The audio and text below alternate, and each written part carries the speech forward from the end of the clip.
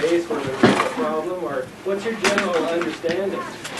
Well, as far as the alien Bible, I don't know what you're really talking about. Some of the briefings that I read dealt with some of that information about, it's being the product of a genetic modification. Right. But that's about all. That's about all that I know. The repercussions, the big story, all that, all that I really have no idea about. Well, I meant, like you mentioned the date when they were supposed to return. Is something supposed to happen when they return? I have no idea. Okay. It was just a date, and it was a number that made no sense to me. It was a 601 or 30 something, obviously in a different numerical system. And so other than having created us and done the genetic upgrades, that's it as far as... That's supposedly, if that information is correct, yeah. I'm interested in a little bit more about the physics of the power generation from the development of the antimatter to the gravity A wave and the amplification and that process of the generation of that and being able to fold space. Can you repeat the question, please? That's a pretty lengthy explanation. In other words, the relationship between the development of antimatter and the gravitational force field. Well, I can give you, I guess, a brief overview of essentially how that works. If you want an in-depth description of that, you can give me your address and I can send you a paper on it. Okay. Essentially, what the reactor does is provide electrical power and the base gravity wave to amplify, and it does that by interacting matter and antimatter, essentially. The way it does that is injecting an accelerated proton into a piece of 115 that spontaneously generates antihydrogen, essentially. That's reacted in a small area. It's a compressed gas, probably a compressed atmospheric gas, and the antimatter reacting with matter produces the energy, mainly heat energy, and that is converted into electrical energy by a thermionic generator that appeared to be 100% efficient, which is a difficult concept to believe anyway.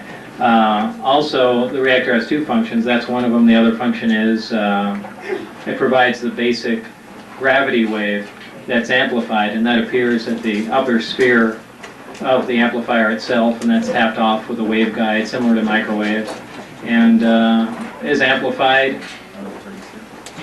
and focused, essentially. So how is the electrical energy related to the amplification of the gravitational A wave energy? The electrical energy is transmitted essentially without wires, and I related it to almost a Tesla setup. It seemed like each subcomponent on the craft was attuned to the frequency that the reactor was operating at. So essentially the amplifiers themselves receive the electrical energy like a Tesla coil transmits power to a fluorescent tube. What was the rest of the question? Yeah, in other words, what is the relationship between, I think you basically answered it. Yeah, that's how the amplifiers receive the power, and through the waveguide they receive the basic wave. It's very, very similar to a microwave amplifier. And, for more technical description, I can send you drawings or things along those lines, but that's basically how it works. I understand you took some 115 home with you to do some testing on your own. I obtained it, yeah. Did you document any of your testing? Yeah. You did? Yeah, mostly videotape and things like that. John said it was stolen from you later. Last night he said... They stole it back. Stole it back, he said?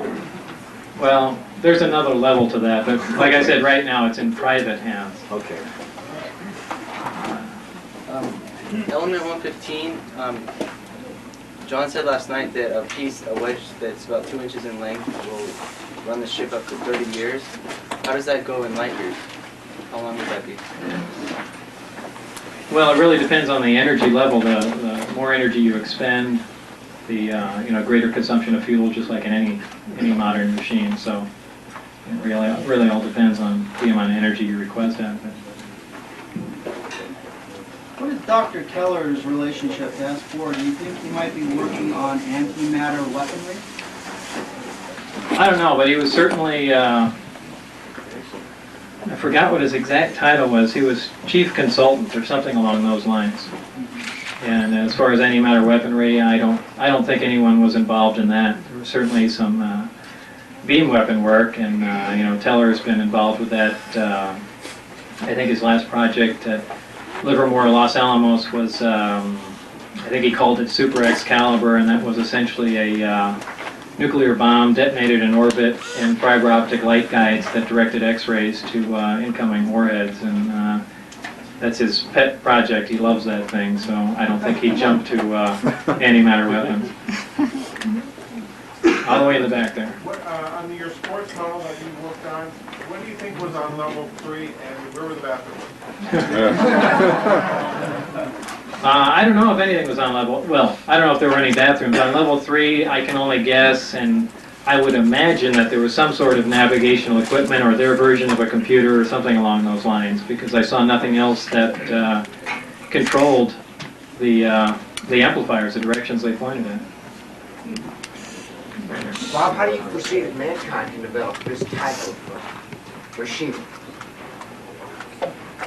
I really don't. I really don't, without access to certain materials. Or maybe new manufacturing techniques that can produce those, but until those problems are solved, you know, the fact that we even know how to deal with it or even duplicate it, you know, is pretty useless. How many other materials might be necessary besides 115 that you know of that were contained on the ship?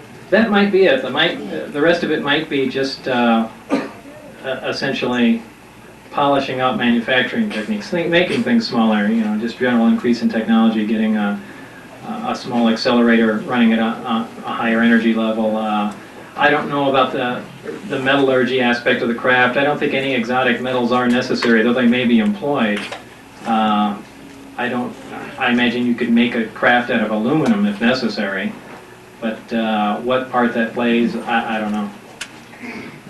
Is there any significance to the saucer shape, the geometry, having to do with any resonance or anything of that nature? Not any resonance, but it's important most of the edges on the craft are rounded because a high voltage field does appear at most of the craft, except for the last upper bump. There's a little ring before that. Now I'm only talking about one craft, so I don't know about the rest, but there's a small ring before that, a darker black one, and that's an insulator ring, and that's the only place above that upper section, the third level, is where high voltage does not appear. Did any technology that came from the aliens resemble anything that we can do today? Have we advanced to any degree that they are?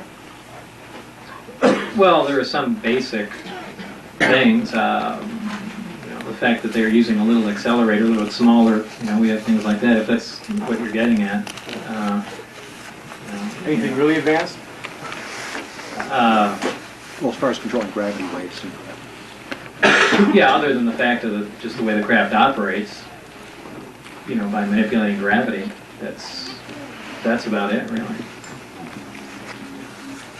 Well, I wanted to ask you, talking about metallurgy, what you observed in terms of the structure, the skin of it, the thickness, because, you know, there were reports from Roswell and otherwhere that there was a very thin type of metal skin that was really undamageable and so on. What was this construction of it like? Well, I called it metal, and I really can't say that's what it was. I called it metal because I slid my hand across it, and it was cold, and it was lustrous. So. Did you notice any place like where, you know, on an edge or something where it may have been a lot thinner than your standard metals that are aluminum that's used in aircraft? It's hard from the outside. You can't tell. No, when you walk in, the way the archways are inside, they're probably about 4 inches thick anyway, so you really can't tell how thin the skin is itself, or if it's exotic or inside. Yes, more on this element 115 and your contention that it couldn't be made here on Earth. What if you found the right bombardment speed, the right target shape, and the right containment? Well, I imagine with enough time you can make a small amount of it. I mean, my analogy is look at look at how long it takes to make gold in an accelerator from bismuth or something like that. But that may just be a technology that hasn't advanced far enough yet to do that.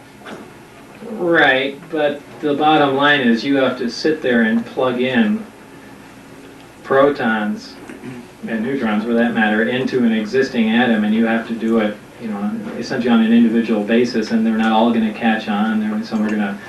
But how do you think they got their first piece of it?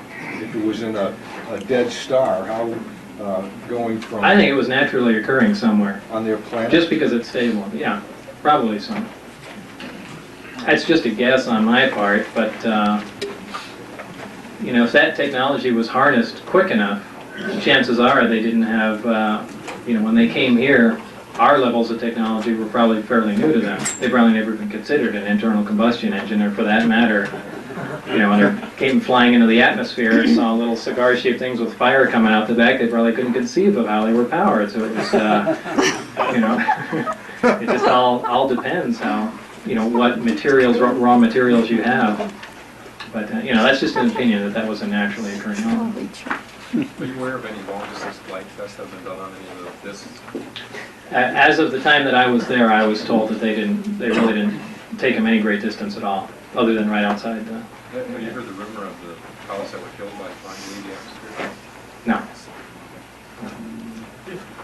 If we had a working agreement with the aliens at one time, why didn't they give us a user's manual for these ships? And why have we had to work so hard back engineering them? I haven't the slightest idea. Have they assisted us at all with any of the technology and learning it? I really don't know. It almost seems like there had to have been some assistance or some information found, but who knows? Your information didn't indicate that, though. No. Yeah, with such tight security around there, supposedly only 500 pounds of this material, how is it somebody can get some of it out of there? Because not some of the material is that they have there is essentially raw. The material it has to be machined into discs. These discs have to be stacked up and then cut into a cone shape and then sliced along the long axis of it. That work is done at Los Alamos. I'm not exactly sure Los Alamos knows what they're doing.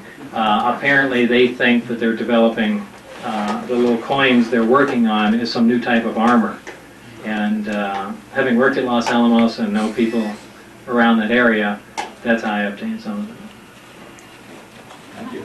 Can you say anything about Project Looking Glass and the relationship between gravity and time? Well, gravity and time are almost essentially the same thing. And Looking Glass dealt with using gravity essentially to distort time, and as I've said before, I really know very little about that, but they were only talking about milliseconds or even less microseconds of time distortion. They're not like looking back in time to see who killed Kennedy or something. The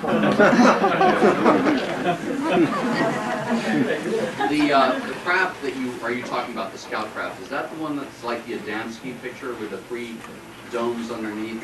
And if it's not, I'm not exactly sure what the Adamski okay, picture is. it's the saucer shape that has This is the one that looks like one of the Meyer craft. Right. Did you see any others than that one, or is there 9 up there? Yeah, I saw 9 total, but that's the only one I got close enough to. Did you see the one with the 3 domes underneath, that 3 balls underneath, that has the central housing underneath? No. And then the second question was, did anybody give you any indication as to who was driving or any information on them? I assume that it was humans that were violating the craft, though it could have been remote control, but at the one test flight that I saw on the ground, they were in radio communication with someone, and I assumed it was someone in the craft. I imagine it's possible that it could have been a remote observer somewhere, but I just assumed that the seats were retrofitted, or they were sitting on the floor for that matter.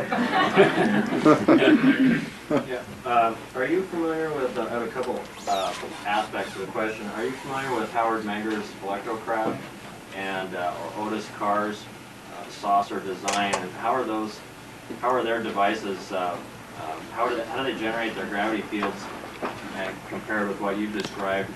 And lastly, can you speculate how why the commercialization of some of these crafts hasn't been possible with so many different patents applied for these kinds of design craft? Because they don't work. Are there any G forces encountered No. by the pilots inside the craft? Not at all. No, no, no. From your interviews, you seem to feel that the Area 51 or the S4 test site was kind of slipshod in how it does its research. It really doesn't have the facilities there to actually do the research correctly. And also, I wonder, could you comment about that? And also, I'm wondering what you could tell us about the other types of ships you saw there that you felt were alien in origin. Well, as far as the research at S4, that was kind of slipshod. Just because mainly it was being done from a military point of view. If anything, it was a weapons development program, and they were more concerned about with duplicating the technology, not really duplicating the technology, duplicating the hardware, as opposed to back engineering the technology to find out, you know, how these theories actually work and you know, what's going on with them. And so they really weren't taking the scientific approach, and that was causing some dissension. I don't remember the second part of the question. Just what other types of ships did you see that might have been alien in origin? I only saw them, and they varied in shape, but I was told they had the same identical power and propulsion system, and that's the extent of my knowledge on that. What about shape? They varied completely in shape. Yeah, on you had the military out there supposedly working with the aliens. Did you ever get an inference from them that it was a positive or a negative situation? In other words, when they brought up, when they were talking about the aliens or whatever, was it a positive or a negative type slant on the... Well, they really didn't talk about the aliens. The only time I ever heard anybody mention anything about an alien, someone, and I'm just assuming that, someone called it, or called the thing a gourd. And that was it. I heard it in the middle of a conversation, and they stopped talking when I got up to them, so that was the thing. Just this question to the interior of the sports model. I know you have made reference to the power source in the center of the craft, and there were small seats that were low to the ground. How about consoles or displays or any kind of instrumentation? Nothing along those lines, but what I call the console, there are 3 seats.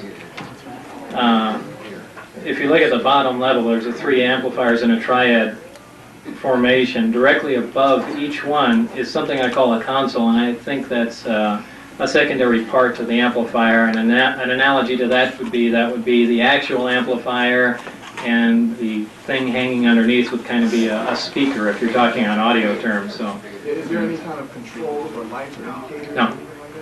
No on switch? Not that I could find. Did it seem like there was any place or even a need for a life support of any kind on these? Not that it was obvious to me. Two questions. How do they navigate and how do we converse with them? I haven't the slightest idea how they navigate. You know, like I said, I think if that, whatever controls the configuration of the amplifier is the focusing, which is basically their navigation, is most probably on the upper level of the craft that I didn't get to look at. And as far as the conversation between them, your guess is as good as mine. Was the local means of propulsion the same as this across great space differences? What was the local means of propulsion? The local means of propulsion is essentially them balancing on an out-of-phase gravity wave. And it's not as stable as you would think. When the craft took off, it wobbled to some degree. It's, I mean, a modern-day Hawker Harrier or something along those lines, a vertical takeoff craft, is much more stable than them in the Omicron configuration, which is that mode of travel. The Delta configuration is where they use the 3 amplifiers, and those are the only 2 methods I know about for moving the craft. Can one pilot, as far as you know, pilot this craft, or does it take 3, or do you know anything about that? I don't know. Oh, and back in the red? Yeah. You're both in the red.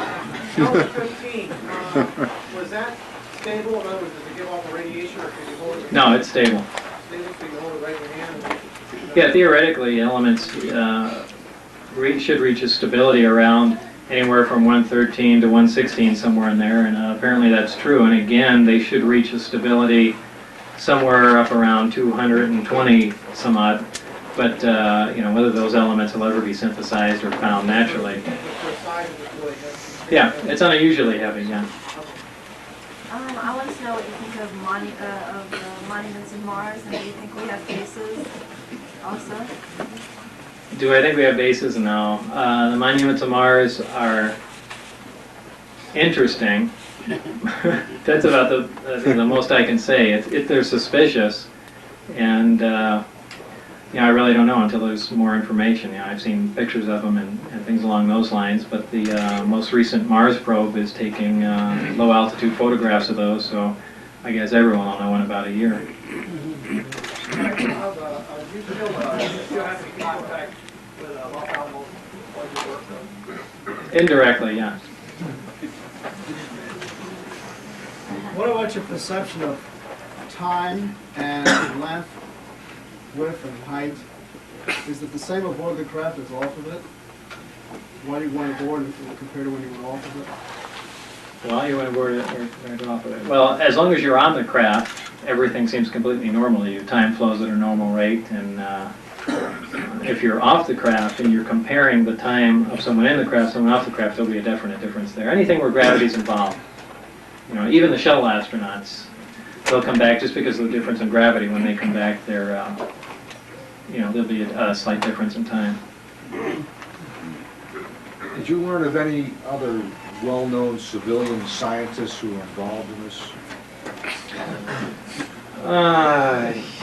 Yes, not involved in this, but involved in the gravity work. And he's at Los Alamos, and we've had a little bit of contact. Do you name names? I'd rather not, just because so far no one's bothering him, and I'm sure he wants to keep it that way. You said that the scene on the craft would become transparent. You said the wall inside the craft would become transparent. Only one place, yeah. Only one, so the whole craft can become transparent? No, there's only one place where the seats faced, and it, there again, I said that's advanced technology, but it's not that advanced because, we have something along the lines of that liquid crystal that we could, make transparent and also use as, a display of sorts. So that's, but this was metallic, and we haven't anything along the lines of the toughness of metal that you could drill into that can become transparent. What was the time period when the walls became transparent and you saw the synthesis? Probably about 30 seconds or so. Yeah, two related questions. Are you aware of any instances where the inside of an alien craft is much larger than its apparent outside? No, I've heard stories like that, though, but I haven't. If I can just follow that up. The strong force which you've identified with gravity A, I know there's been some recent theories that propose actually an 11-dimensional universe with set up and rolled up. I'm not buying that.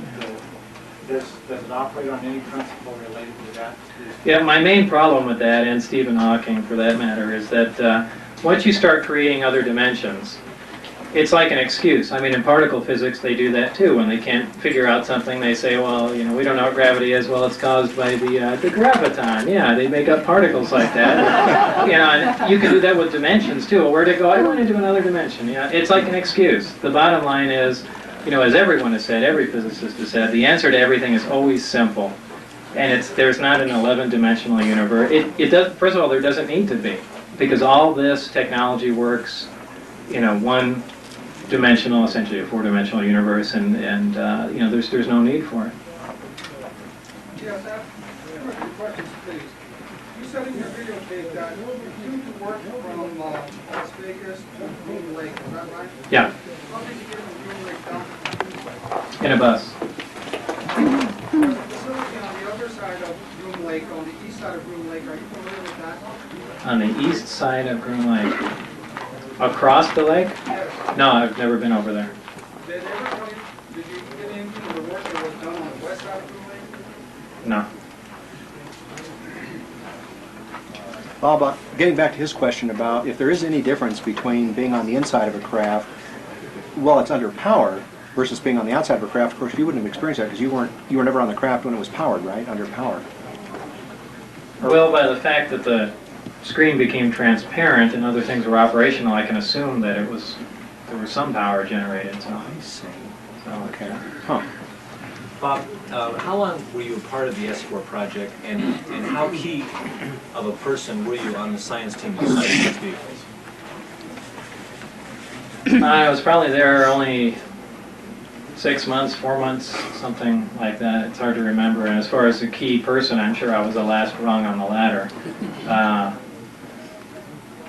Though, because no one has really gotten anywhere, you know, they were looking to me for fresh ideas, which I really didn't have anything because I didn't know what, you know, really was going on or where they had been. So it was a very disorganized group, and that's really all I can relay. I don't know how else to describe it. It was frustrating in that regard. Very frustrating. Element 115, does it have emission lines? Does it have emission lines? Spectral. Well, I imagine it does. Every other element does, yeah. That you know of.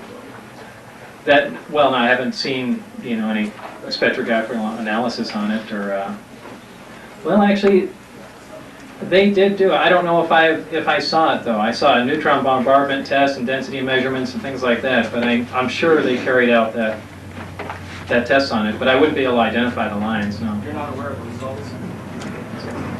You know, they probably showed them to me, but I can't, for the life of me, remember after 4 years. It's actually occurring when you expect to see it in a star. Possibly in heavier stars or in, you know, planets that surround a larger star system. And in fact, some people brought up that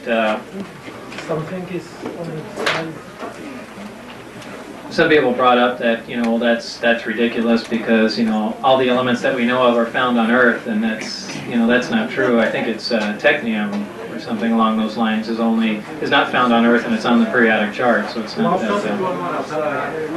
Something is in the sky. What?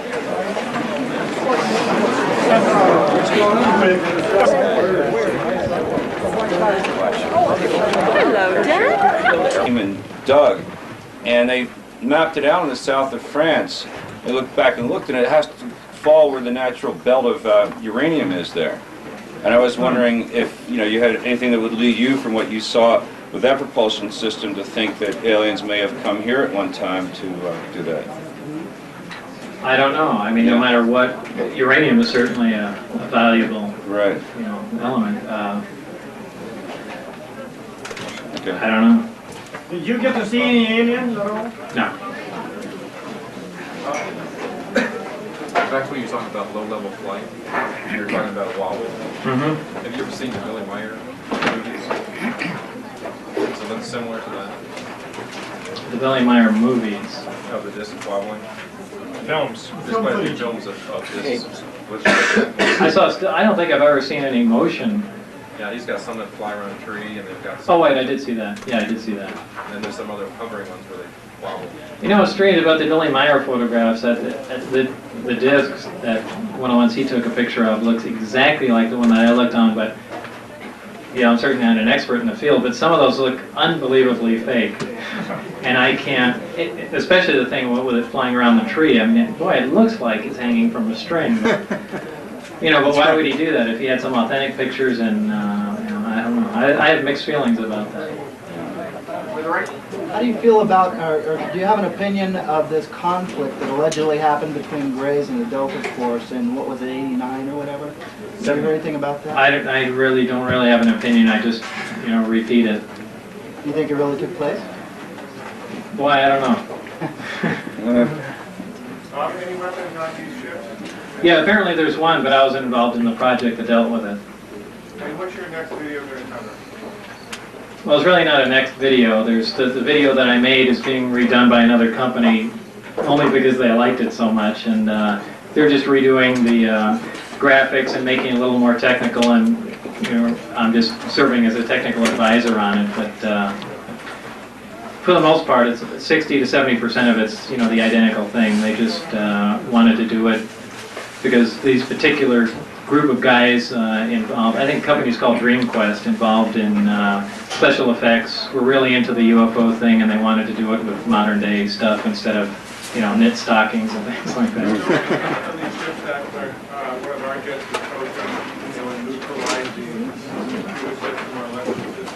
Well, that's certainly possible. You know, I don't have any information on that, but just by the EMP generated, you know, by the systems on the craft, that makes perfect sense to me. I was going to ask you, what type of weapon do they have? It's some sort of directed energy weapon, and I think it's a... Like a laser beam? Well, no, a particle weapon, probably a neutron. How many levels does that S4 have, do you know? Just one, or just below ground, or? There might be two, but I know there's one, because obviously I was on one, but I can't actually remember if there's any direct mention from there of there being a lower level. But you know, I really wasn't allowed to roam freely around the whole place, so I don't know. You know, I really don't know. Could you tell us about your education? Not just a couple of different conflicting things I'd like to hear from you. That varies widely. As far as electronic technology, my degree there is from Caltech, and physics is from MIT. When did you graduate?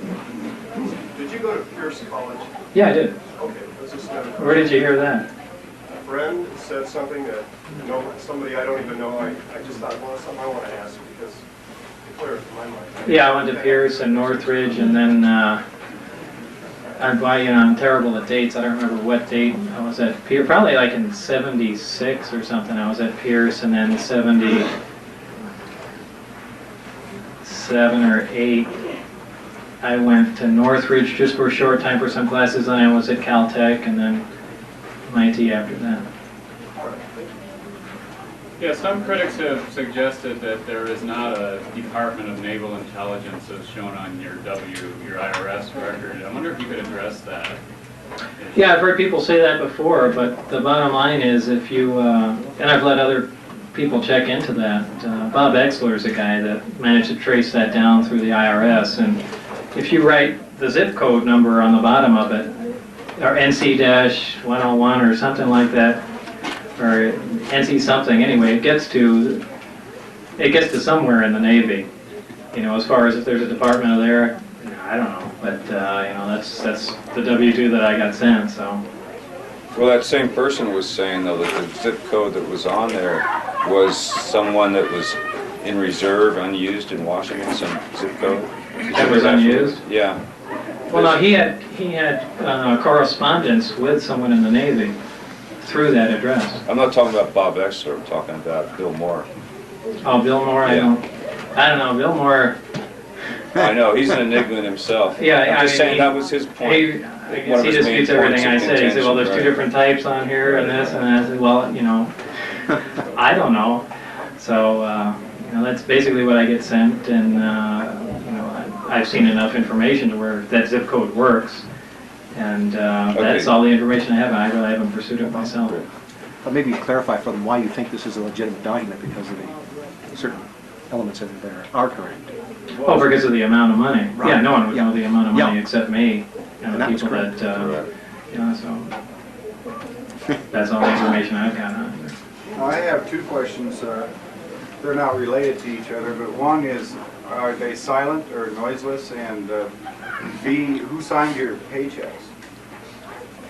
As far as are they silent or noiseless, there's a slight hiss before they take off, and up to a certain altitude, and that sounds like a high voltage hiss of sorts. That's all the sounds that I've heard. I've heard lots of reports about, you know, weird flying saucer type sounds, but you know, I've never encountered that. Who signed my paycheck? There was a signature on it, but I don't know, you know, whose it was.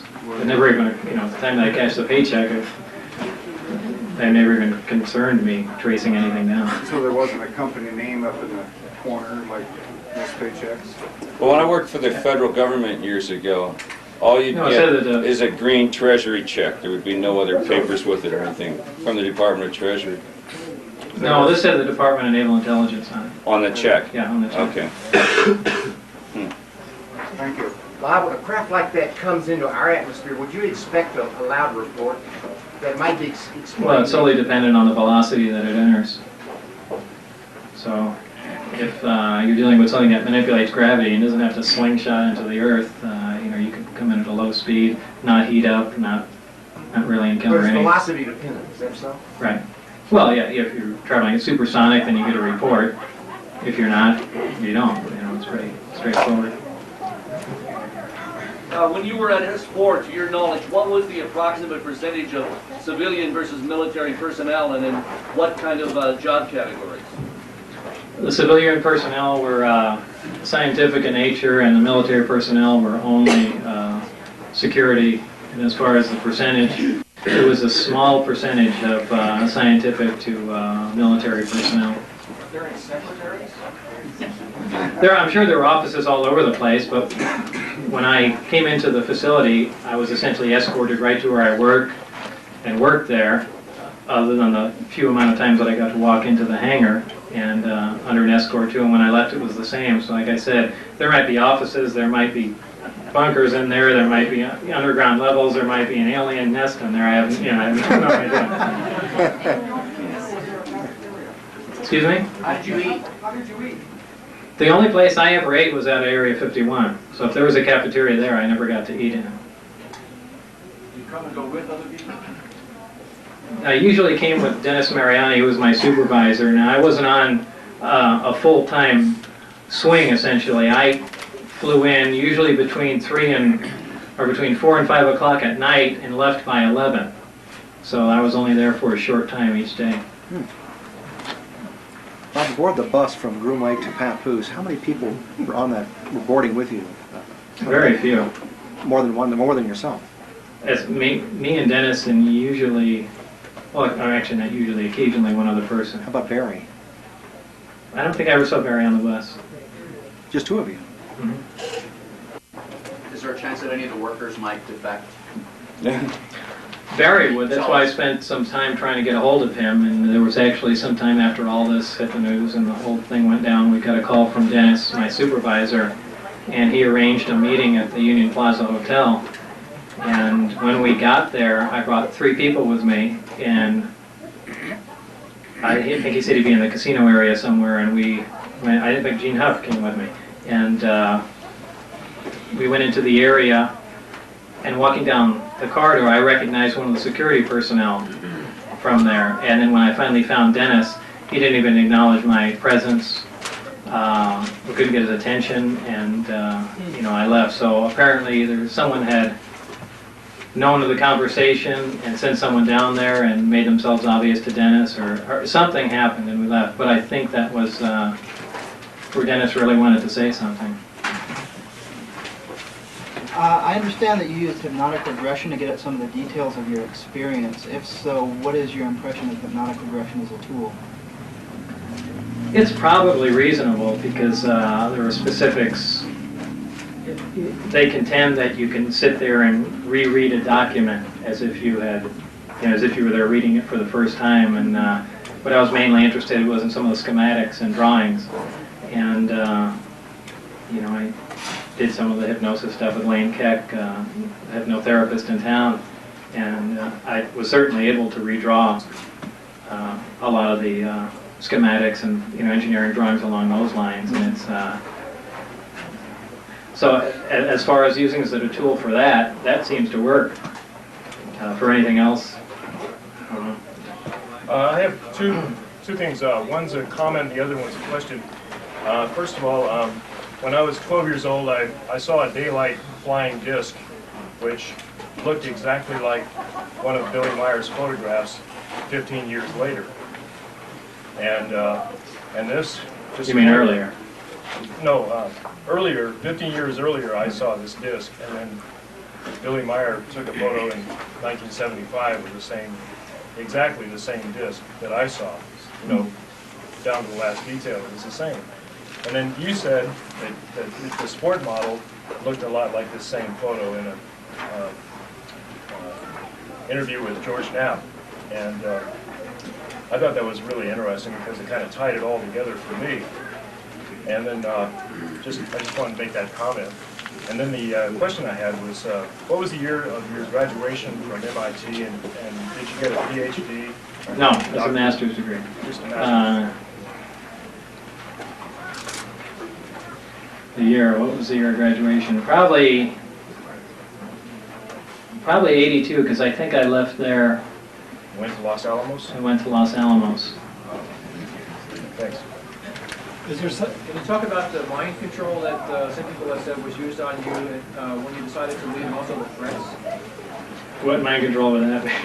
Like someone made the comment that you might have been a victim of some sort of mind control, or That came about by, when I was first brought there, they had a doctor, or nurse actually, in medical setup there, and right after I had signed all the release papers, and my first time out there, I went in and they did what I perceived to be an allergen test, because they put a grid on my arm and different, pricked me with different chemicals, and it was their contention that, well, boy, there's a lot of strange elements here and unusual things you'd be working on, so they were trying to see if you're going to have any adverse reaction to them. And I was given something to drink. I said it smelled like pine, which it did. That's the best way I can describe it. And a lot of people jumped on that, saying, aha, well, that's the mind control substance. When you leave work, you're going to forget everything. When you come back, you're going to remember everything. But, I think if anything, it was an anti-allergen drug or something along those lines.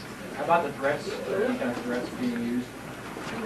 Yeah, there's plenty of threats. Well, I mean, can you talk about like bodily harm or the loss of pension, or what kind of stuff? Well, the loss of pension and jail time, that was part of signing the paperwork. As far as bodily harm, after they caught us the time I brought out John Lear and a couple other people up there, then they threatened me, and they really didn't get much reaction out of that. Then they threatened my wife at the time, and they really threw out everything they could, without physically, attacking me.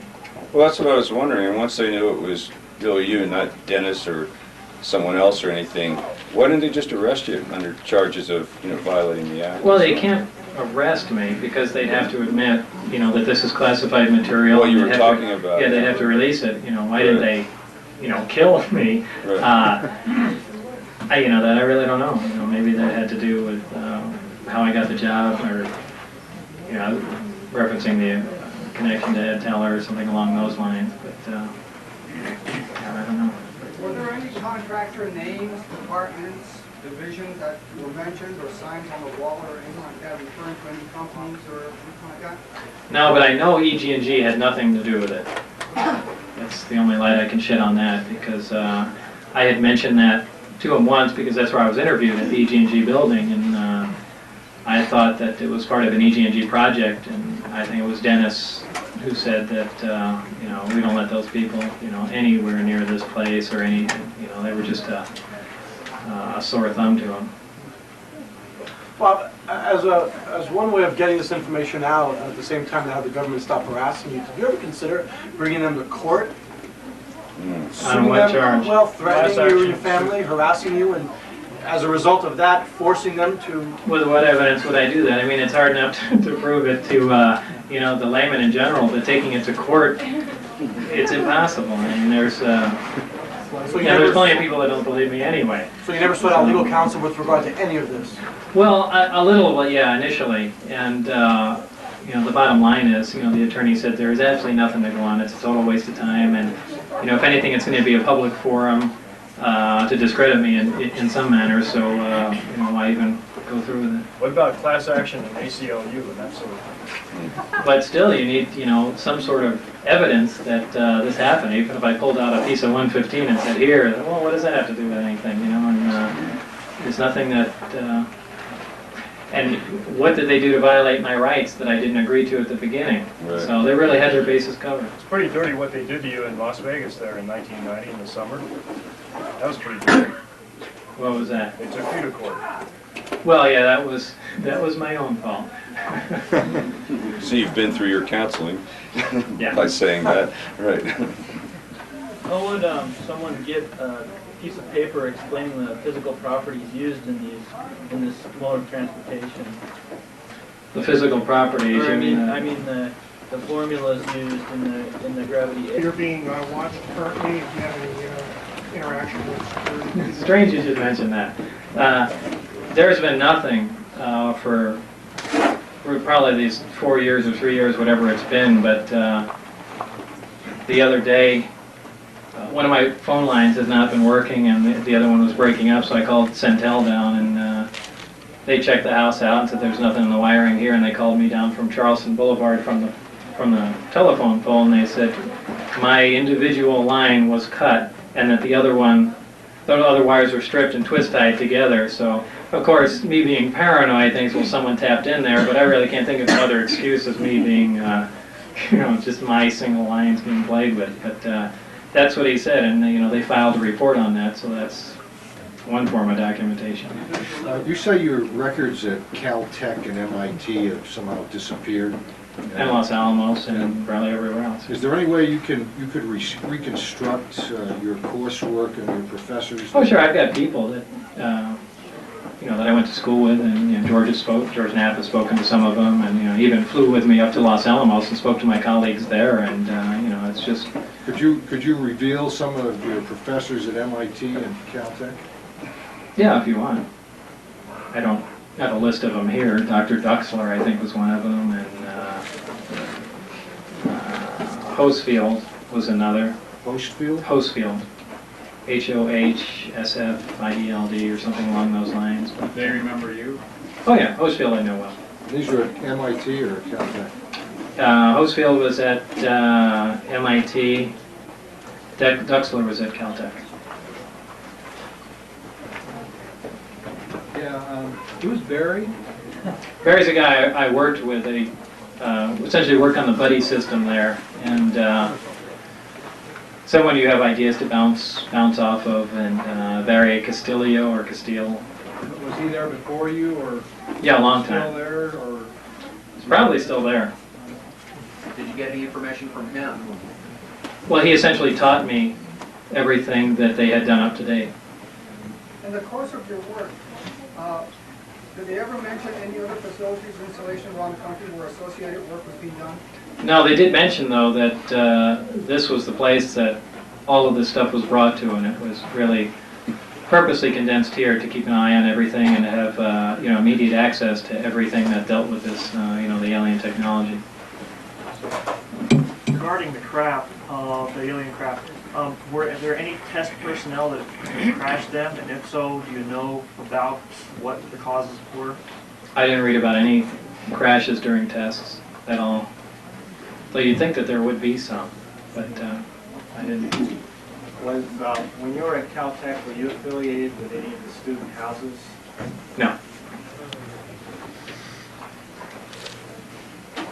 When I first heard of S4, it reminded me a lot of disk testing that I've heard of that goes on in Australia at Pine Gap. And I was wondering if you know anything about Pine Gap. Did you read anything about Pine Gap that you can tell us about? I really don't keep abreast of the UFO information. As far as officially, I never read anything. I've heard the name Pine Gap mentioned, but I haven't heard anything about that. Has anybody ever approached you with a screenplay offer? Oh, God, yeah. Constantly. Constantly? You ever considered it? Yeah.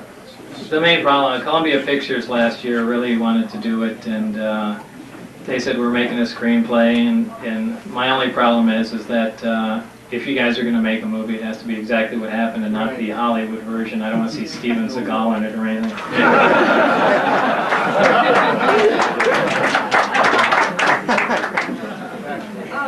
I don't know too much about your experiential background or your expertise, but do you have any speculation why they recruited someone with a master's instead of a PhD? And No, that's a really good question. I've always said there's plenty more people qualified than I am, and if there's there's only two reasons they could have. Is either number one was that Dr. Teller essentially juiced me into the position and said, there's a guy, Lazar, I know him, find a place for him, or that the fact that I have traditionally approached everything from a very strange angle and essentially off the beaten path and tackling technical problems, and so it's only one of those two reasons, and unless there's a third one that I have no idea about. Two things. Do you think they'll ever release this information? And if they don't, how do you think it'll ever come out? Besides people like, or will it be something like what you're doing? Well, hopefully it's not this way. Hopefully there's going to be a release of information eventually, but whether or not they're going to say, hey, we've been keeping this secret for so long, it almost seems to me that they need a staged incident to get them off the hook. Take a flying saucer up in a C-130 and push it out the back and say, look, it crashed. How would they overcome the G-forces and the rapid change of direction? They don't apply once you've distorted. Distorting gravity, essentially having a gravity amplifier, distorts time and space, and those really don't apply. There's no interaction. So there would be no effect on humans either? No, there's no effect inside at all. Bob, when you were working on the S4 project, did your education and whatever scientific vision that you have permit you to believe that at some point you'd be able to make a meaningful contribution to the program? And if so, after how much time approximately?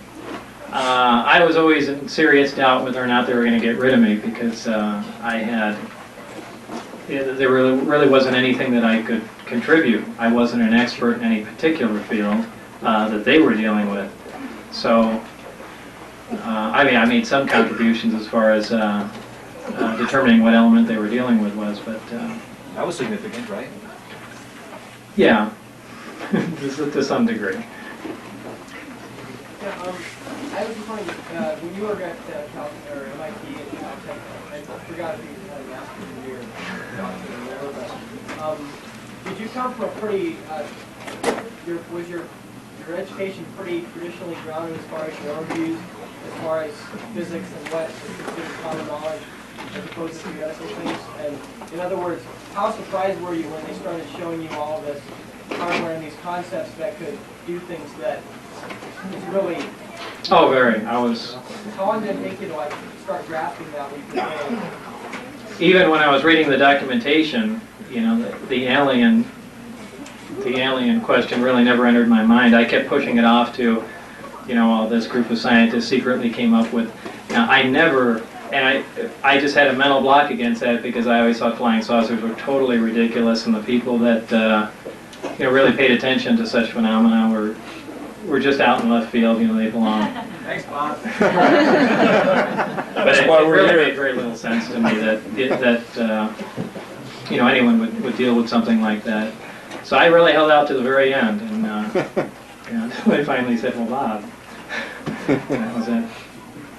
Well, at S4, did you ever hear any Air Force or military squadron numbers or names bandied about? Yeah, I probably did, but I can't remember. I do remember someone talking about something along those lines.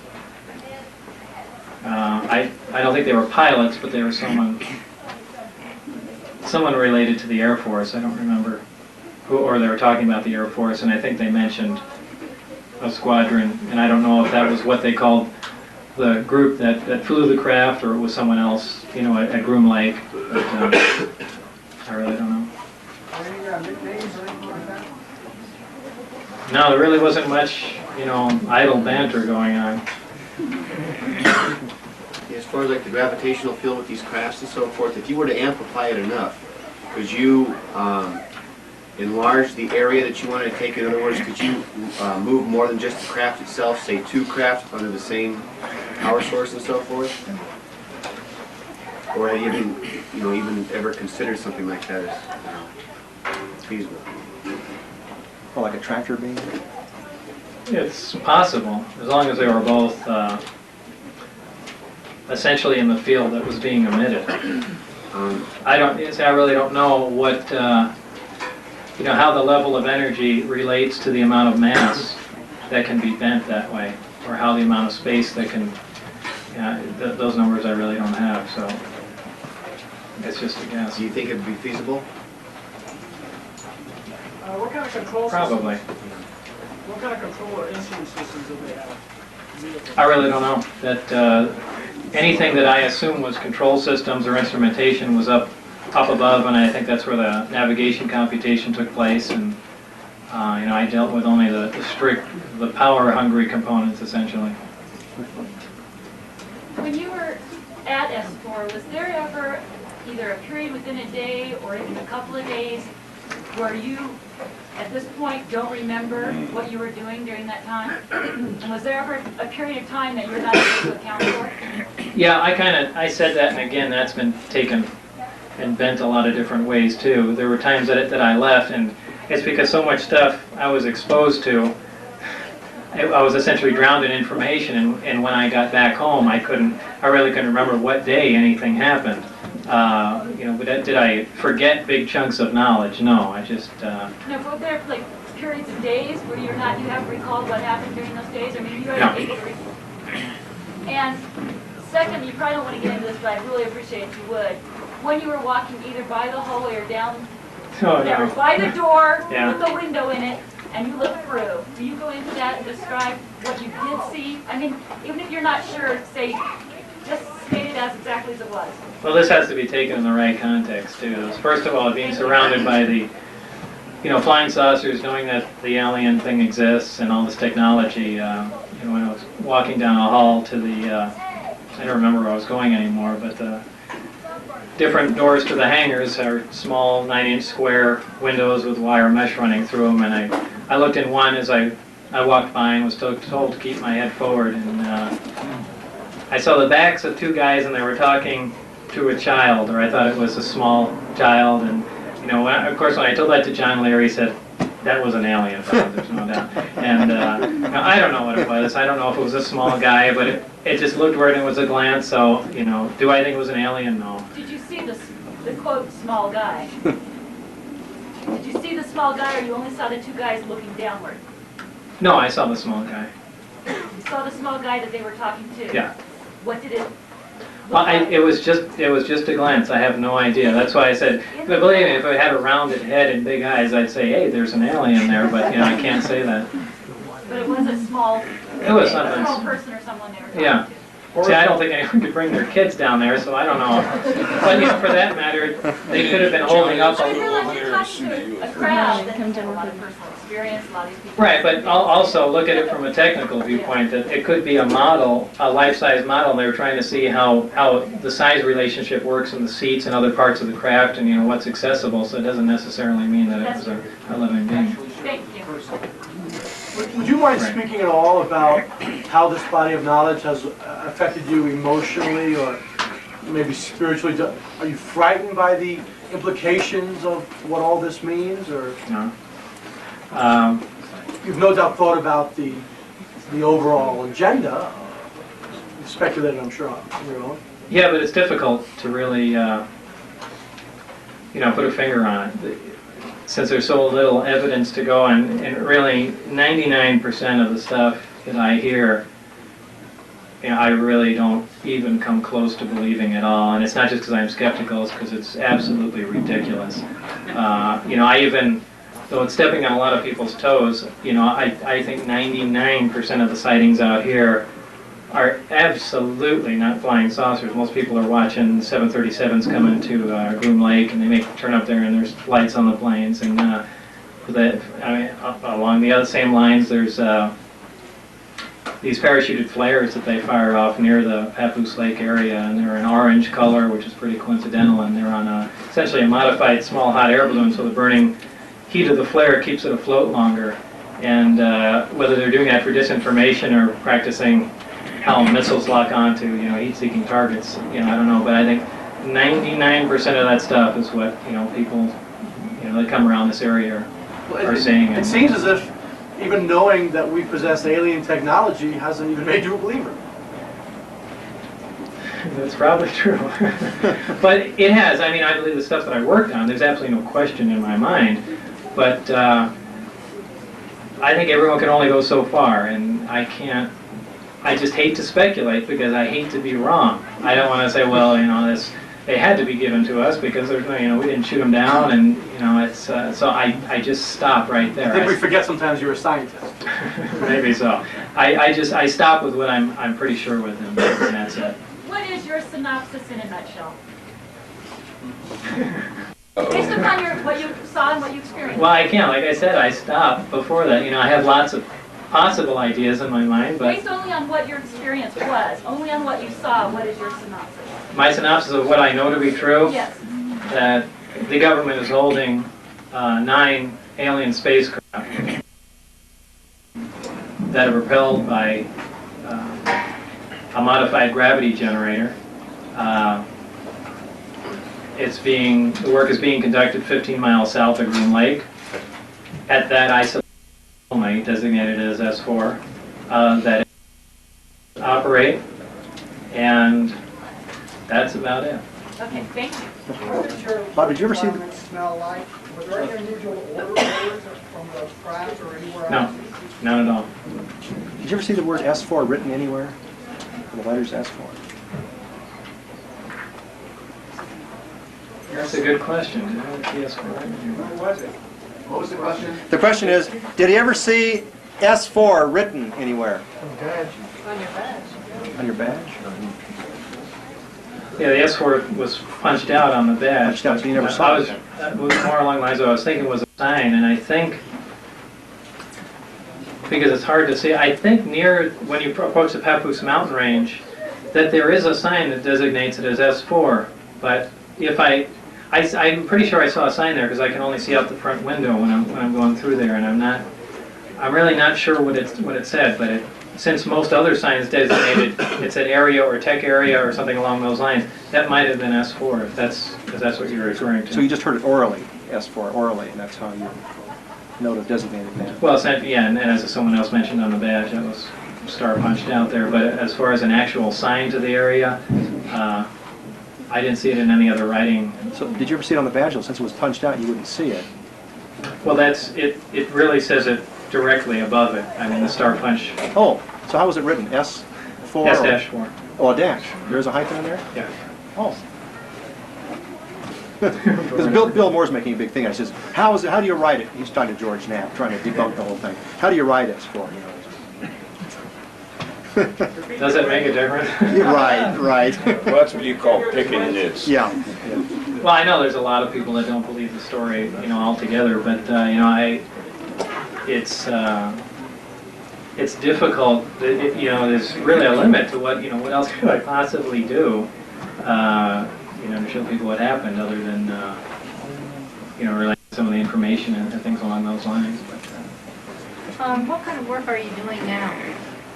a variety of things. I mean, everything from I have 3 separate companies. One is deals with commercial photo processing. The other one is developing and repairing alpha radiation detectors for radiation off of plutonium, which unfortunately that's going down the tubes because they stopped the testing out here.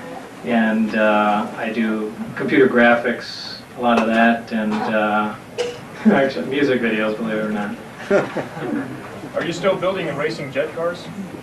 Well, I don't do it for money anymore. Now I just take the jet car out and run it around. But I kind of got scared when I originally started racing jet cars. There were like 25 people or something along those lines that were licensed to drive, and now there's like 7. And the guy, when I stopped racing, the guy that trained me crashed. So everyone else is dead. So I don't race anymore. Do you still have the Lamborghini? The body's sitting in the backyard. The car I take out once every couple of weeks to the dry lake and play around. 2 questions. Do you have any idea how they achieve that proton source as a steady stream in such a small reactor? It could be a radioactive element. You could use, a proton source could certainly be, they could be using alpha particles for that matter, which is essentially a helium nuclei, and there's lots of elements that can do that. The other part is, in the video we saw, the badge had the letters in capital letters, MAJI, written turn over the side. Was that actually on your badge? Yeah, that was really on there, and I was told Majestic was the level of clearance that was cleared for. That makes you wonder about Bill Moore's thing at the MJ12 documents and all that.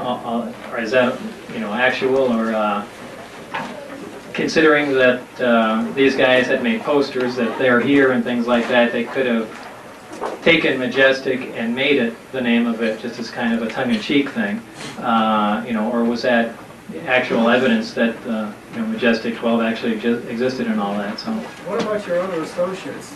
Did their badge look identical to the one we saw? Or was pretty much so, except Dennis's looked different, and for the most part they had different areas punched in them. At one time, you said that you thought that, the scientific community should be the ones in charge or, in charge of the research of this and everything. What names would you put out? Who do you think would be qualified enough to head a group like that, as far as being able to decipher what's going on, and stuff like that? Do you have any names you could throw out? Yeah, they're friends, essentially, that I've worked with before, but I know what their expertise is As far as in. actual qualifications go and so forth like that, and do you think that the names you come up with, they get along well enough to be Well, able one to... of them was Joe Benedetti, a guy that I worked with in Los Alamos, one of my colleagues, and I was trying to force his resume on them. And, they did take it and look at it, and I was kind of hoping that he would be a big boon to the project, but, I had already left by the time, they would have had to look at it. Concerning local sightings here, I've personally seen two at one time maneuvering, and along with a third one later, and they looked and performed exactly like your video that you took that night that was broadcast. Now, I'm not attacking anyone that's had sightings, but there are there's a lot of atmospheric phenomena that can relate to. I mean, to sound like Phil Klass here, but, but I mean, just to give. Live in glass house. But I mean, just to give it a fair shake. In fact, what's that guy's name? Glenn Campbell wrote that Area 51 guide and brought up, I don't think he believes my story, but I think he brought up some very good points in there, and that a lot of that stuff can be mistaken. And if you're looking at something with the naked eye, a lot of times it can look like it jumps around and things like that, especially if you're staring at it for a long time. It all depends how it's looked at. Obviously, if it's something dramatic, if something is close, if something makes a tremendous jump, a great distance, other than a little, tiny white light that looks like the head of a pin, that's a different story. And if that's what you saw, then that remains unexplained. Well, that's what I'm referring to, because it was very close. Both of them were very close, and they would get brighter and darker, just like your videos. Sometimes almost strobe, and they were down on the ground, got bright, took off, and moved around. And my main question I was going to ask is that not all of the time the light was on. It seemed like when they were getting ready to take off, they'd power up, get very bright, and take off. But when they were moving around, they could shut the lights completely off. Now, they can't shut them off. What happened is the craft probably pitched with the bottom towards you, and it looked like the light was off, because you can't see the light from the bottom. I see, thanks. Two questions. One is nuts and bolts, but why do they generate light? Why do you see any light at all? Well, to just answer that one first is, that's essentially operating like a fluorescent tube. Anywhere you have, you can take a powerful radio transmitter and you take a neon tube and you bring it near it, it's going to light up just because the atoms are getting excited. And it's certainly ionization of the surrounding air? Right. The electrons go to a high energy state, they drop down and release a photon, and that's what's going on. Okay, and secondly, just to change the venue and force you to speculate, now that you had some time to think back on some things, do you want to elaborate any more on your ideas of what containers are and why we are referred to containers as containers? I can't even guess. All I can say is exactly the way it was written, and because as soon as I speculate on something, people are going to lean towards that way, and that's not fair. Did those documents at all ascribe a purpose to why these genetic manipulations are being done? No. This was not a large briefing. I had 90% of the material that I read was dealing with my project, and when I mean briefings, I mean 2 sheets of paper as just the information I got on whatever else was going on, probably to alleviate my curiosity, and that was about it. What do you know about the aurora? Is there anything about the aurora that you might attribute to as a fall? Now, the aurora I did see once on the way out there, and the only reason I say it's the aurora is I was told it by Dennis in the bus, and makes an unbelievably loud sound, and I think when I heard it, I said, it sounds like the sky is tearing.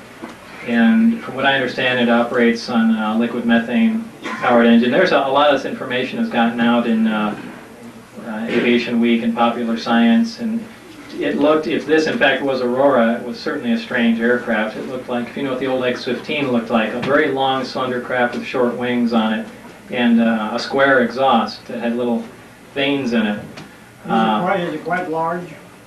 Is it large? Large, yeah. Yes, it's quite large. It's a really overgrown thing. And there were a couple of people that came up who I described the sound to. One of them was John Andrews from the Testers Model Corporation, and they're always spying around to make the most recent models of the Stealth and things like that. And he heard the exact sound that I described. Unfortunately, he couldn't record it, but that really got him lit up. And, he probably has more information about it than I do. Yeah. Okay, quick. When you listen to some abduction reports, whether or not people believe it or not, there seems to be a common thread of people being moved by blue beams of light.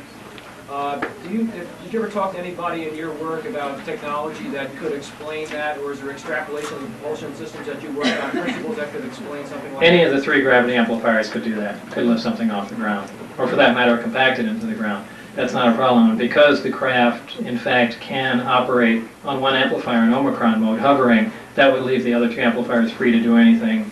So I imagine they could pick up cows or whatever else they want to do. But on the craft that I worked on, there was absolutely no provision for anything to come in through the bottom of the craft or anything along those lines. So I don't know how, if that in fact does happen, it's in a completely different type of craft. Does a blue sound, is a blue color consistent with what you would expect? That's more consistent than the craft's glowing orange, because the interaction with the it should the nitrogen atmosphere glow blue. Did the ship appear to be cast at one piece of metal? Not cast, and at least more like it was injection molded, because there was no sharp objects, even where the seats meet. The floor is curved, the top of everything.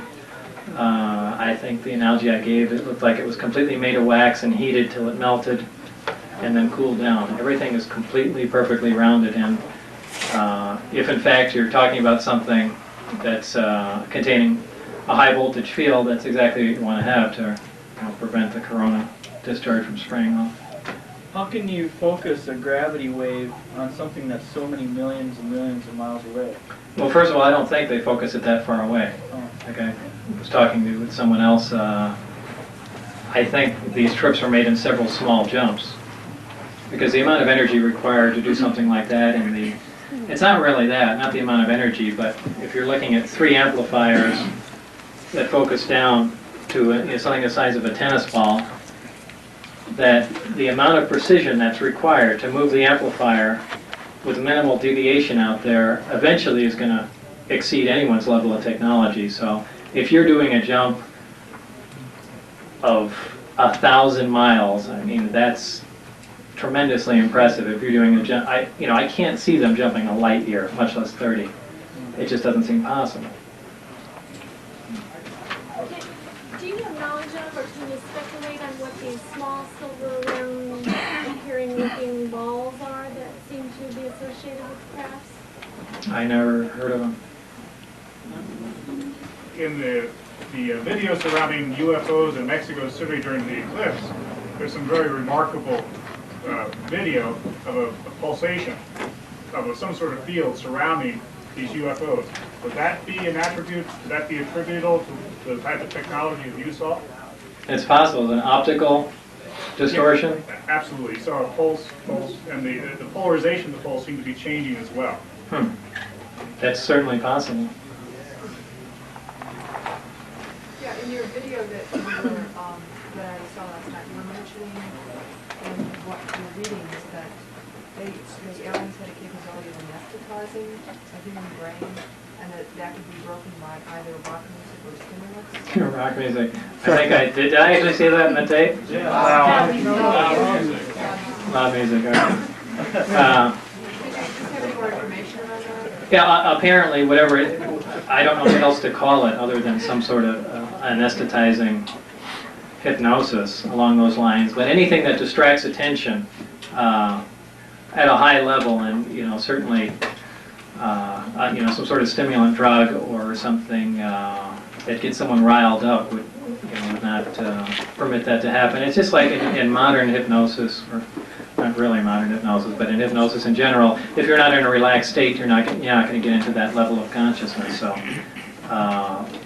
if you're in a very alert, awake state, it's going to be hard to, cause that effect if in fact that is correct information. What context was that information in? That dealt with some of the biological effects of the aliens on, I think essentially on the human race is what it was, is how it was termed. This was I think it was in part of the autopsy reports, because they had the single organ they had in their body cross-sectioned and split up, and I think there was a comments in there about what different functions of the brains are, and I think that's where this came up, is they were trying to relate some unknown lobe of the brain to this function, but that's so typical. There again, like in particle physics, we don't know what it is, so hey, that's what does it. It's not necessarily true. Yes, I hope you won't be offended by this question. I have to ask it to verify your bona fides. Have you ever gone by any other name? Have I ever gone by any other name? Yeah. No. You've been Bob Lazar from birth. As far as I know. Mr. Lazar. Yeah. Do you have any other biological information on the aliens besides that they had one organ? No, that's all I have, and that was essentially just from looking at a photograph. So we don't know if they eat or drink or... They probably do, but I don't. This is really just a comment because you mentioned how you feel about Billy Myers, that whole scene, but you said that the craft that you worked on looks just like the craft that from the Billy Myers case. One of them, yeah. However, the beings that Billy Myers supposedly was in contact with are supposedly full-size, like average human beings. And you said that the craft you worked on had chairs that a full person could not sit on. But if you looked at the Billy Myers information, I think somewhere in there, maybe I've got this wrong because so much stuff has gone through my head, that the people, the large people that apparently flew that craft, did not produce the craft. They think Billy Myers said it was obtained from creatures that were 2 meters tall or 1 meter tall or something along those lines. Which craft was that? The craft that they... That Billy Myers. The case of Billy Myers? Yeah. Well, they claim that they were operating the craft during those contacts. Well, so were our guys for that matter, so I imagine they could be retrofitted, but, I don't know, I can't go either way. I know the one that I worked on was small and was certainly uncomfortable for, anything in the area of 5 to 6 feet to walk around in. Bob, were the other 8 crafts of the same aliens? And where did we get that? I don't know. That's information that wasn't given to me. But I think as I said on my tape in an interview somewhere, one of them absolutely had a projectile hole through it. And the only thing, I don't believe it was shot down. This is a personal belief. But more along the lines, I believe it was stood up on its side just to see how the metal would react to a high-speed projectile going through it. You were there for what, 4 to 6 months? Yeah. You had a lot of contact with security, obviously. Yeah, too much. Too much. Regular escort, a sane person. How did they act? It depends. Each one Did you ever goes. talk to them? No, I never talked to them.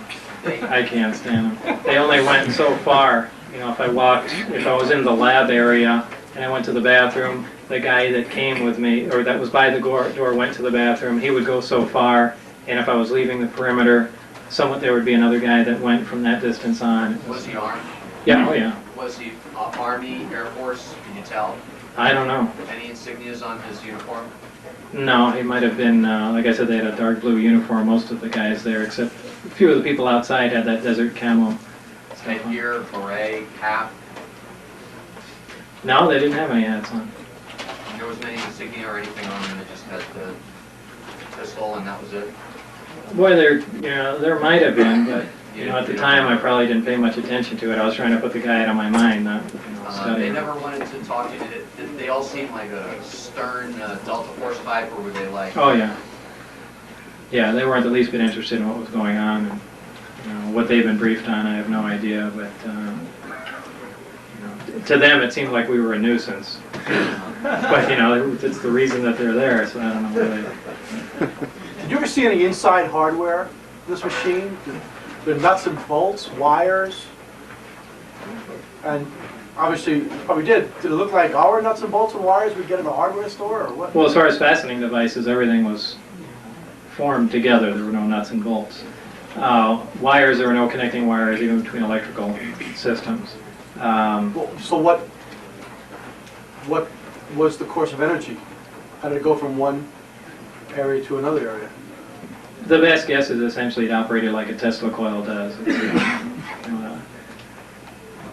a transmitter and essentially a receiver tuned to the transmitting frequency and receives the electrical power. And there again, that's not real advanced technology. Tesla did that in the 30s, I think. Lights on the console, were they plastic? No, no lights. There were no lights. Was the craft monolithic in construction then? Excuse me? I didn't hear. Was the craft monolithic in construction? Yes. Could you recount for us in detail your memory of what happened the night that you and the group of people were discovered on the perimeter of the viewing area when you saw the craft? I bet John Laird tell the difference. No, it was compelling, and I just would be curious to hear. In particular, there was one aspect of the story. He said, evidently, when they were vehicles, some 10 unmarked Broncos were. How many? He said 5 on each side of the road. 10. Must have been a different time. No. He said you either jumped from the car or left the occupants of the car to go out into the desert so that you wouldn't be discovered amongst the people there, and that you returned later. That's true. Yeah. Okay. What really happened? Tell us all. We drove out. Well, I mean, John Lear's a nice guy, and I like him, but he does have the tendency to add about 15% color to stories, and if a story goes through them twice, it's 30%.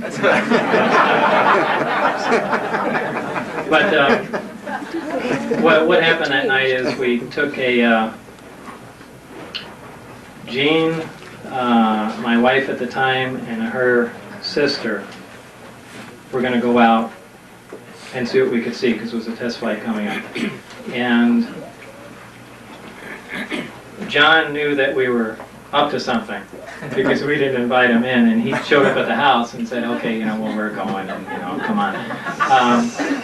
We had rented a car, because the only reason we rented a car was because sister-in-law was in from out of town. All I've ever owned usually is sports cars. They seat 2 people, and that's all we had. So we had rented a car, and we all piled into that.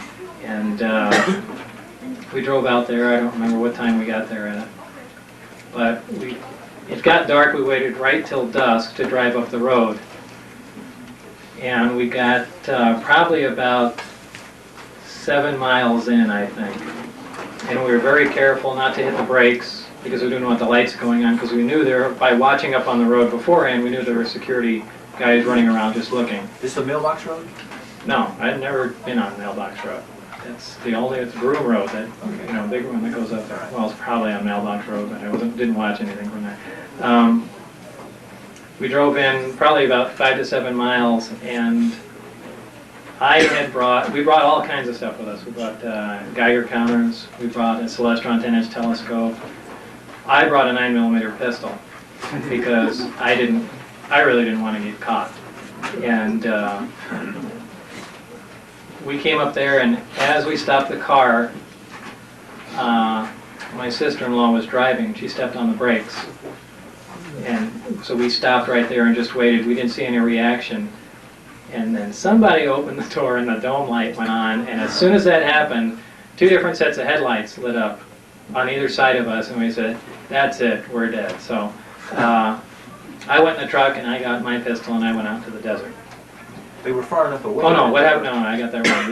We hopped in the car and then started really hauling ass back to the exit. Thinking if we could get to the road in time, we're out of their jurisdiction, there's no problem. Yeah. So we got about halfway up there, and I think there were 3 vehicles maximum. I stopped and, we had figured we're not getting out of there because as we're getting close to the top of the road, you can see another vehicle pull in. I said, well, we're trapped. So I got off and ran out to the desert. Now the rest of the story is from the people that were there because I was out in the desert laying down on the ground. Supposedly what happened was these guys came out. John set up the telescope real fast. And that was the best excuse he could come up with. That's right. And the guys came over and said, I think John interrupted him and say, hey, what are you guys trying to do, a drug deal or something? Did we interrupt something? And, they kind of just shrugged that off. And John said, well, we're looking at Jupiter. And, they said, what are you guys doing out here? They just ignored whatever he had to say and went on for a while. I don't remember the conversation because I wasn't there. But now it was pitch black. You couldn't see your hand in front of your face. It was a moonless night. And they said, all right, we'll just get the hell out of here. They backed off down the road and they stopped. But we didn't know that and turned around.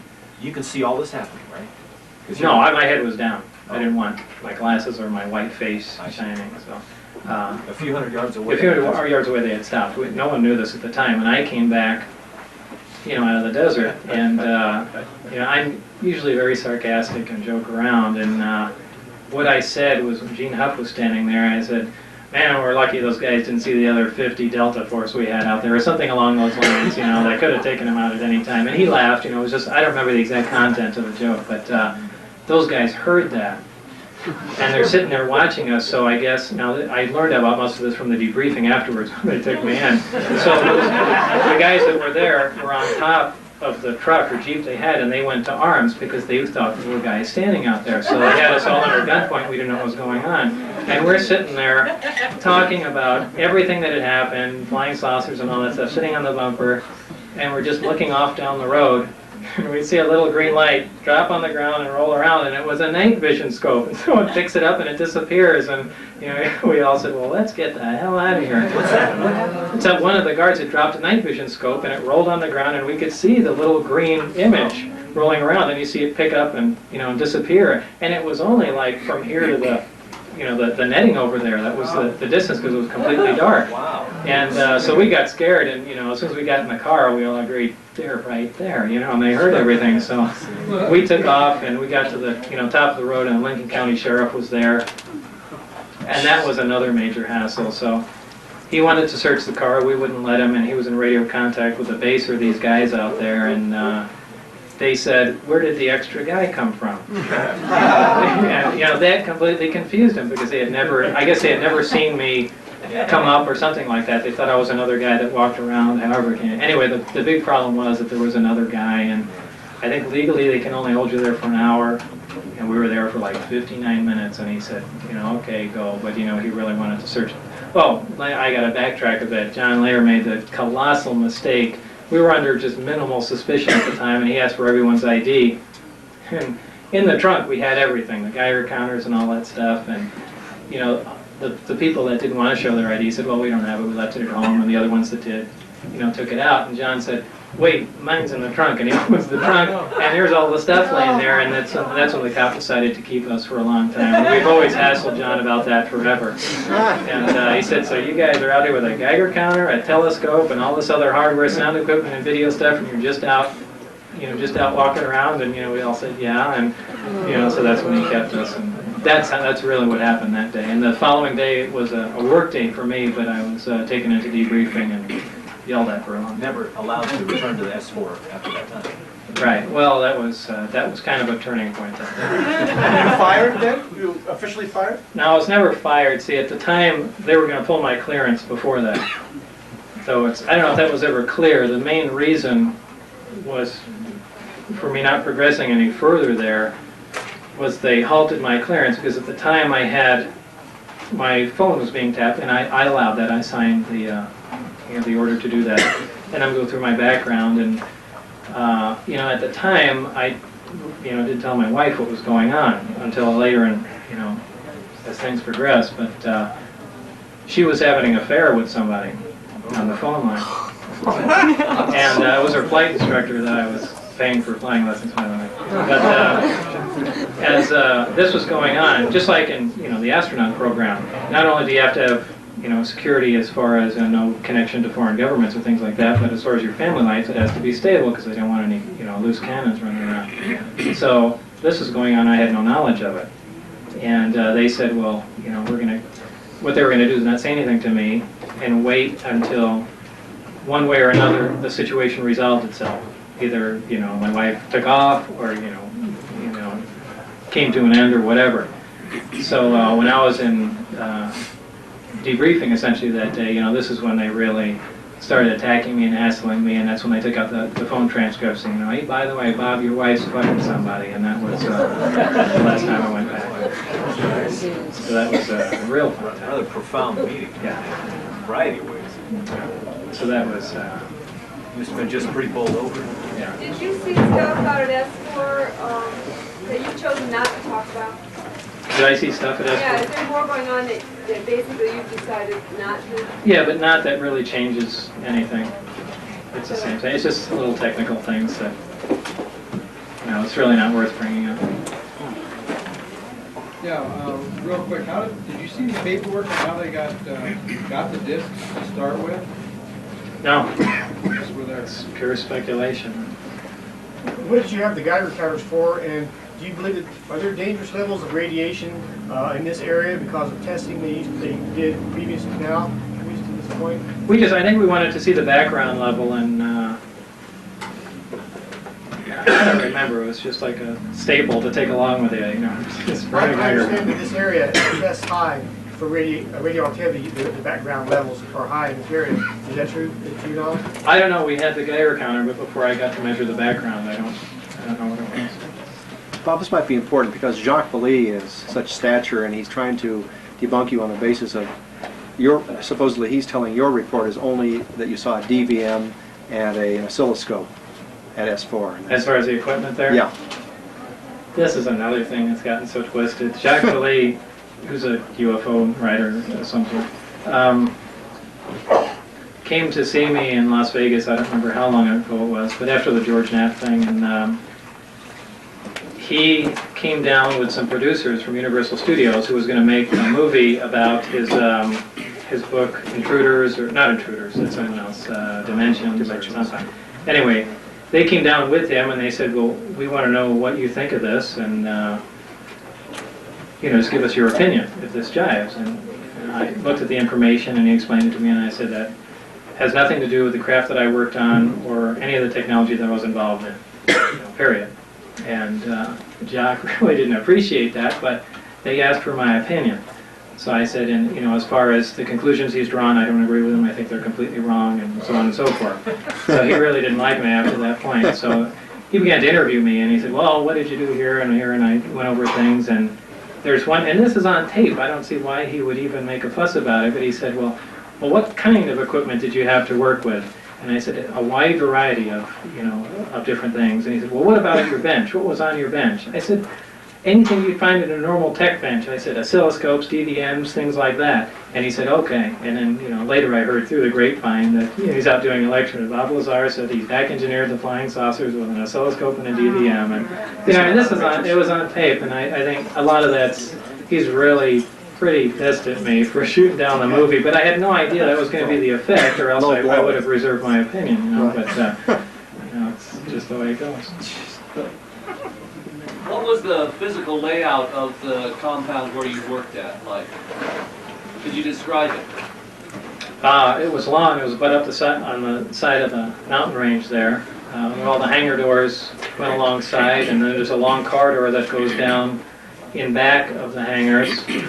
Off that corridor comes several rooms, only 2 or 3 of which I've been in, the medical area, the lab that I work in, and then there's a small little room where I read some briefings and things along those lines, but I haven't been in any of the other rooms or know if there are things behind it or underneath it, so that's all I can help you with on that. Last night, John Lear said that you really didn't believe that there was anything unusual going on in those space shuttle shots. You thought it was ice particles, these ones they've been claiming are the STS-48. Oh, yeah. Could you That's give not us- ice, it's dust. Or dust, whatever. There's no ifs, ands, or buts about that, you know, that's, Have you seen the Hoagland Yeah. analysis? yeah, I've seen the whole thing. I've seen a copy from NASA, and it's, you know, unfortunately, it would be neat if they were flying saucers, but if you see a bright white flash first, that's the positioning thruster firing on the But the left side of the attitude shuttle. of the shuttle didn't change, right? No, it doesn't, it normally doesn't do that. You know, those are station-keeping thrusters, and that, it all depends. If the thruster is firing in the direction of the shuttle, keeping its forward momentum, there'll be no attitude change. That's only if you're firing a pitch rocket will you see a change like that. And the fact that it flew forward means it was firing in the direction of the shuttle. So those little dots and things you see, I mean, I firmly believe, because I've seen other things along those lines, are right on the lens. They're not on the horizon. That's why you see a flash, there's a delay, and then particles that are normally floating in space, you see dart off like that because of the delay time from that. And, you know, until I see something else that leads me to believe that, I know it looked neat, you know, like there was a flash and something came up from the ground, but if you just watch that and think that these are right against the lens, and that bright flash is one of the thrusters firing, that, you know, you'll probably have a different opinion of it. But what about the right angle move? It's a 45-degree turn, which means it has to stop. Right, but you're talking about little dust particles that are moving, and then when the thruster fired, you know, it doesn't, there's no mass to them in the reverse There direction. are other particles in the video that do the exact same thing. They're all Yeah, if you look at the whole video and not just the crop down, there's all kinds of junk floating around, and when that thruster fires, there's about a 1 second delay and everything goes flying off exactly like you'd expect. Everything goes flying off and drifting except for one item that accelerates at like 10 times the speed of all the other items in the video. Yeah, but there's Have you seen Hoagland's detailed breakdown? yeah. Okay, what about when he's talking about the light coming over the horizon of the planet, under the layer, I forget what he calls Under the the layer, exosphere. and over the ionosphere, but over the horizon? Yeah, but that doesn't, it still doesn't make sense. It doesn't take into account that something is right on the camera lens. Did the tape that you listened to, did it have the last transmission from Mission Control? They have the I really don't, I don't remember. No, I'm not standing on this like this is absolute fact, but from what I've seen, Most of the tapes have had that edited off. The last thing you said was a heads up rad gun, which means pay attention and keep your mouth shut.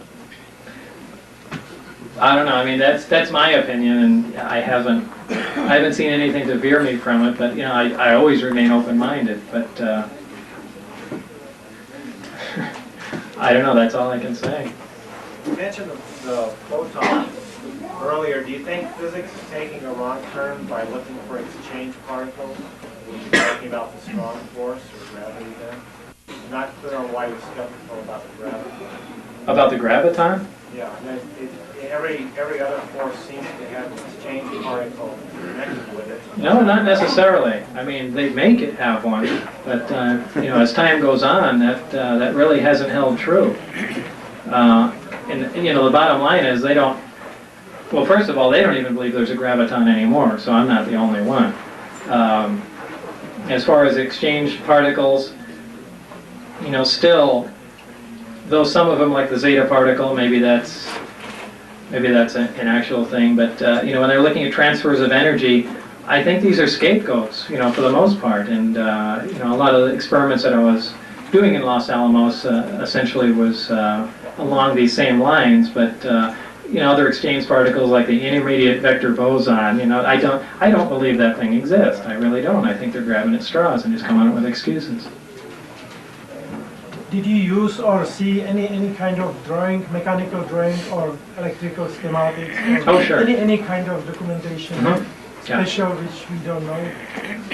Of what we knew of the amplifier and engineering layouts and things along those lines, and I've duplicated those at home. Between saucer travel characteristics and Earth's gravity well and its zero gravity. Is there a difference in? I mean, the ability for multi-use, how is it affected by zero gravity? Well, zero gravity is ideally what it wants. I don't think it wants in any other interactive gravity field. But it would be much harder to control though, zero gravity. No, not really. But as far as you know, there's never been any tests. No tests out of the atmosphere, you know, as of 1989 when I left. Since it is controlling gravity, would it be possible that these things could either make themselves entirely invisible or a field of invisibility by bending the light around the outside of the ship? Yeah, that's a byproduct of what's going on, because, just as any large source of gravity bends light, and you get an intense focus source like that, and it's going to really distort it. Do I understand correctly that you just said that you duplicated the gravity amplifiers? Some of the equipment and most of the drawings, yeah. And when you say duplicated, you mean you tested it to see if it works? No, not tested it because I don't have the facilities to do that. But like I mentioned to someone else earlier, that this summer I'll be patenting those drawings and that device itself. So should anyone decide that all of a sudden they discovered it, and since they've made no claim to it, I'll have the patent. Wait a minute, you don't know about this? Come on. That's really part of the Federation, the intergalactic patent treaty. Don't you know about that? No, I didn't sign that, so it doesn't That's count. right. I'll try some ice water. Yeah. Yeah, sure. Okay, you're talking about the gravity amplifiers. How do you build a gravity wave detector such that you can determine the frequency and the source direction of a gravity wave emanating from a planet or other source? Well, actually, a gravity wave detector is a tough thing to make, and they are being made, and I don't exactly follow what they're doing, but I know the basis of what it is. It's a giant drum. It's 20 or 30 feet long, and it's filled with dry cleaning fluid with carbon tetrachloride in there, and it rotates. And I never paid much attention to it. I have no idea how that detects a gravity wave, but I think Caltech has even funded one of them.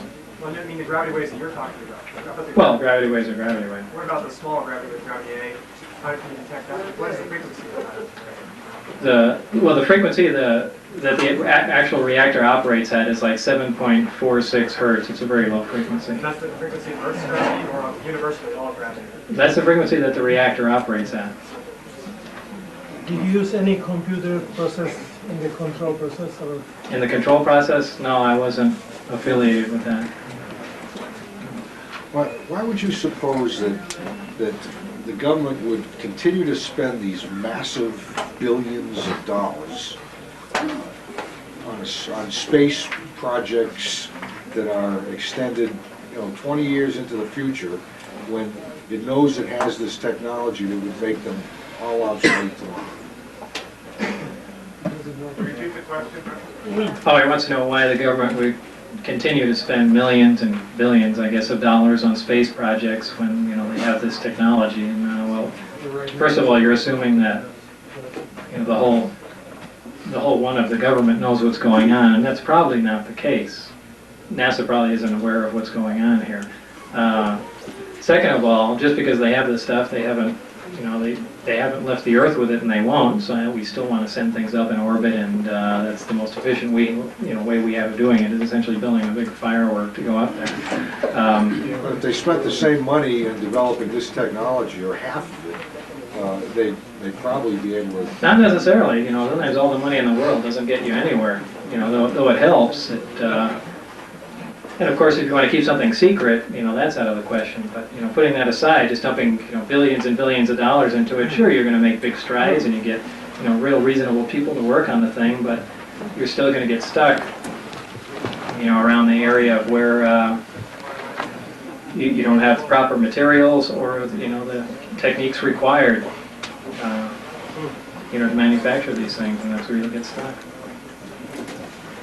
If your patents, or when your patents get approved, what do you plan on doing at that point? Nothing. Just paying the yearly fee to them and leave them alone. Can you comment on your degree thing a little further? What happened? They really didn't go into much. It was, they wanted to know what we were doing out there, and they went into, well, we reviewed this was secret. When we said it was secret, we didn't mean bring your friends here and, things along those lines. They flown in,